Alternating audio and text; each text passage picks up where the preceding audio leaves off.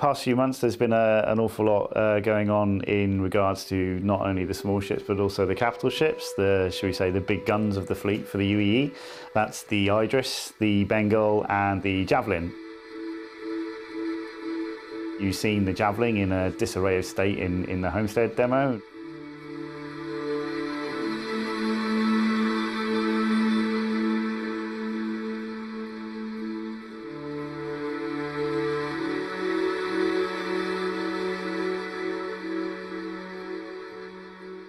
The Idris has consistently been in development for a very long time now. There's been an awful lot going into it. There's so many kind of factors that you need to account for. Design, art, aesthetic, cinematics. Does it play well? Does it feel good? There's all these kind of things going on. The Idris was always the first of that fleet to kind of go through that motion. So that's pretty much there now. We've got one room, I think, that's left to do, which is the missile room. But that's going to be a fun, good task. Leave the best till the end, as they say.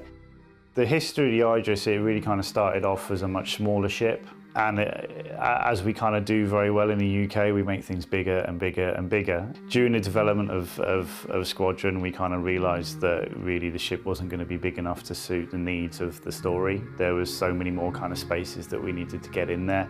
The hangar needed to feel bigger and better, and you know there was a lot more kind of requirements being driven from shall we say the script. So we've done our best to kind of stay true to Ryan Church's original kind of pitch for that stuff.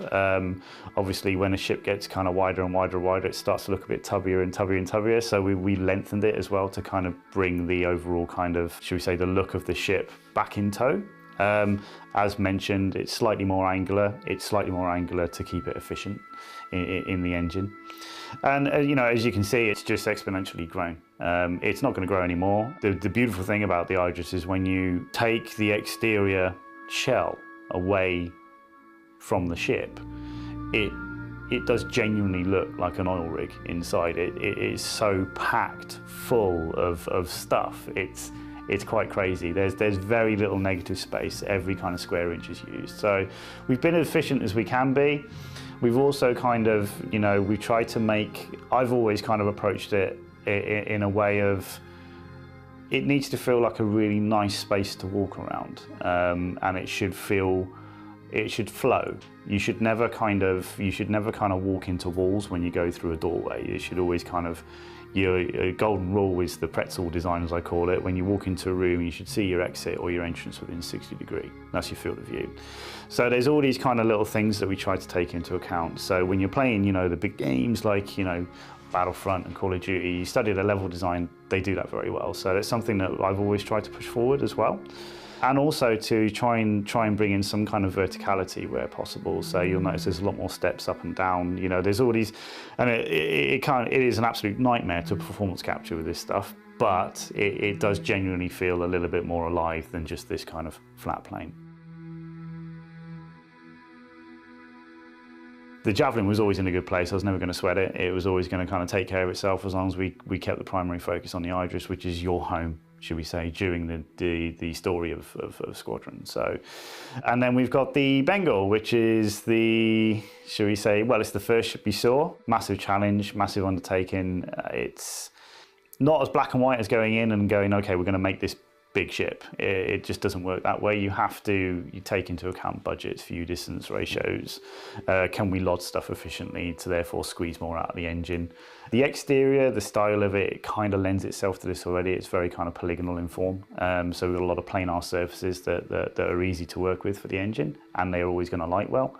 So there's a lot of factors that we play to our strengths. When you study a fleet in not only Star Citizen, but if you go back through the history of very kind of successful sci-fi films, and I think the film that executed it the best of all ever was the opening to Star Wars. You know, you see the runner kind of go across, and it's got these soft forms, and it's generally kind of very softly lit. There are lots of cylinders, lots of, you know, fillets, shall we say. You kind of understood, without even seeing the Star Destroyer, what was going on and who was on board, right? And then you have this very aggressive, angular monolith kind of come over you, and you kind of understood instantly, no music cues, what their role in the universe was. And that's something that we try and achieve with the design and the execution of the UE fleet, right? These guys are your friends. They're not here to kind of, you know, be shall we say, like, aggressive. They are the human element of this story. So when you study the form of these ships, they're very much in tow with that very much educational first 30 seconds of Star Wars. So, you know, and then of course, you know, you can roll into like Vandal and stuff like that, which you will see further down the line, that is the bipolar opposite of that. So you should, you know, it works both ways. If you see a ship and it's like a 10 pixel silhouette on your screen, you should get who it is and if they're friendly or if they're foe. And you should also understand that if you're stood in a corridor and you've just spawned and you just look at a wall panel, you should understand exactly where you are, just through the basics. And that's what we've tried to do. So they're the kind of three big bad boys that are in production right now, and are moving on at quite a rate.